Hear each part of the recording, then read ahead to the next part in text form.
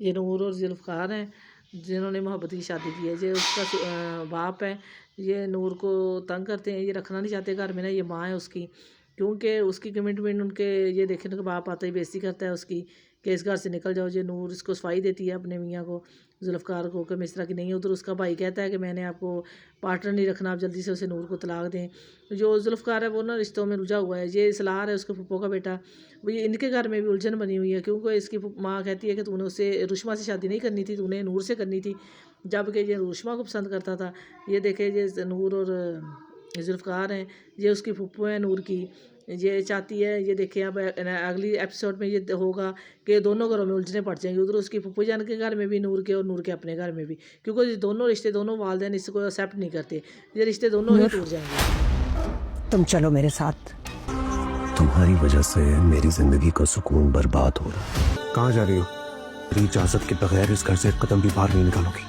आपसे इस घर से बहुत दूर। तुमने किसी और के कहने की वजह से कभी नहीं छोड़ूंगा। मैं तुम्हें इस घर में लाया था अपनी मर्जी से। तुम्हें क्या लगता है जब मेरी जिंदगी में सुकून नहीं होगा,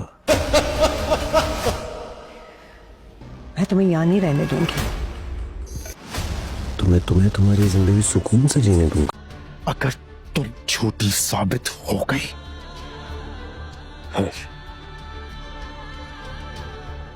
तो मैं खुद आपकी जिंदगी से दूर चली जाऊंगी हमेशा के लिए। लेकिन फिर आपको बताना होगा कि ये घटिया इल्जाम मुझ पे किसने लगाया। इतनी जल्दी तुम्हारी असलियत खुल गई। पता नहीं मेरे बेटे ने क्यों जिद में आके तुमसे शादी कर ली और मैंने क्यों उसकी बात मान ली।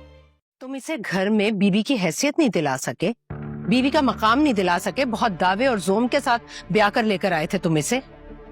क्या हुआ? क्यों किया तुमने ये सब?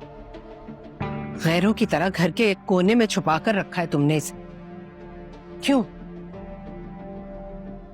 मुझे कुछ समझ नहीं आ रहा। ऐसा क्यों किया तुमने? मुझे बस ये लगता है कि जैसे उन्हें नूर की फिक्र हो रही है। नूर की फिक्र रहती है। नूर की इतनी फिक्र है, तो इसे तलाक नहीं देनी चाहिए थी ना।